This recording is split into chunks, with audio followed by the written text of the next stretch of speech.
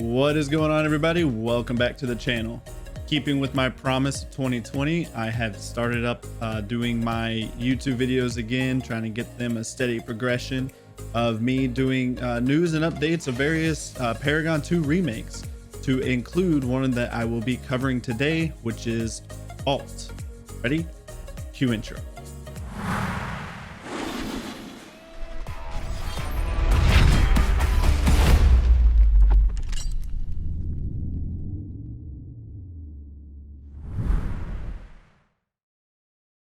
So I've been doing a lot of research on the game, and again, like I said in my last video, I wasn't entirely sure on how the game was or when it kind of appeared. I wasn't tracking on it, but looking more into it, I am super excited about it, and we're going to go over a few things to really talk about when it comes to Fault. So once again, Fault is a Paragon 2 remake. More of like from the ashes. When Paragon shut down, they released all their assets, and the studio that is running Alt is Strange Matter Studios, and they are a small group based in Canada, is like their majority of the people are, and they're doing a fantastic job in the amount of time that they have started on this project and worked on it. And they're kind of like the back runners of the whole thing. They started behind Meta Buff, and they started behind Omega Studios, but they've made so much more progress than I've seen in any of the other studios have made, and it looks phenomenal. The gameplay is amazing, and they just have a very good team working on the game itself. They just got through with their holiday not early access, they got through with their holiday alpha. For one, their play test, they had like 10,000 people, available servers to play on the servers. They had a rocky start at the very beginning, but they were able to kind of smooth that out, and people started enjoying the game. And unfortunately, that closed out on New Year's Day. And right now, they released a roadmap on everything that will be going on within the next year, to include more alphas coming out within the first quarter of this year, to include January, February, March, with early access coming out hopefully by the end of March. They said that early access comes out in quarter one of this year, but I presume it's more so going to be around March, with alphas in between. And I have a key for one of the alphas, so I'm super excited to start playing and actually get my own gameplay I can show you guys, and do test builds and talk about it, and be able to stream it more with you guys, because that would be so much more fun than just kind of doing more news updates and stuff. So what you see on the screen now is the roadmap that's going on. They currently have 11 playable heroes, which include, sorry, I gotta pull it up, Gideon, Lieutenant Bellica, Countess, Twin Blast, Murdoch, Muriel, Narbash, Greystone, Kwong, Sevarog, and Chimera. So they kind of have a wide base right now. So even in the alphas, you'll be able to play, and you'll kind of play more of a wide base of different champions that you'll be able to play. And they're all complete. Obviously, the balance and the item system are still being worked on, but for the most part, everything just seems really okay. And I'm super excited with like getting everything and starting to play Paragon again. And this is one of the games that I'm looking forward to the most. Quarter 4 2019, they said that they would be completing Boris. They do have the model for Boris, but they don't have like any sound effects or voice lines or anything of that nature, because Boris was never released in the actual Paragon game. So they kind of having to start from the bottom up when it comes to that aspect. But I presume they're probably going to go with some kind of bear sounds for the majority of it. I don't know, maybe because it's a bear.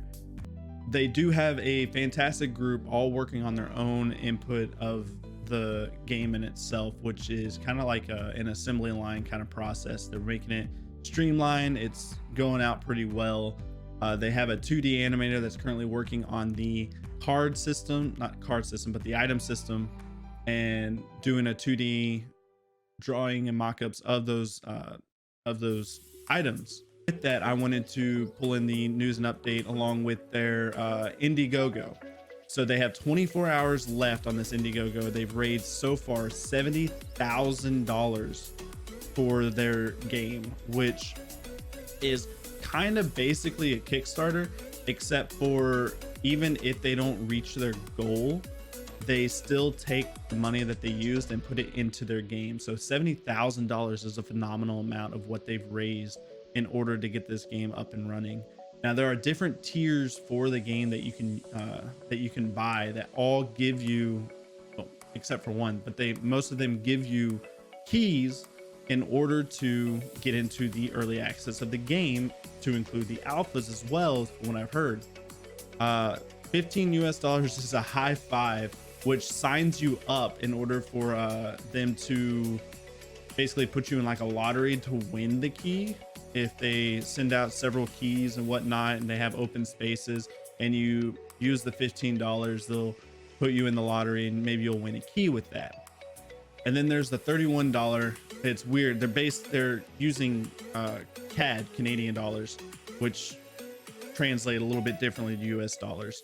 But tier 1 bronze key is $31. Tier 2 silver key, which comes with a Gideon skin and a Twin Blast skin for early access and full release, which, by the way, all of your progress in any of the early access games will transfer over into the full release.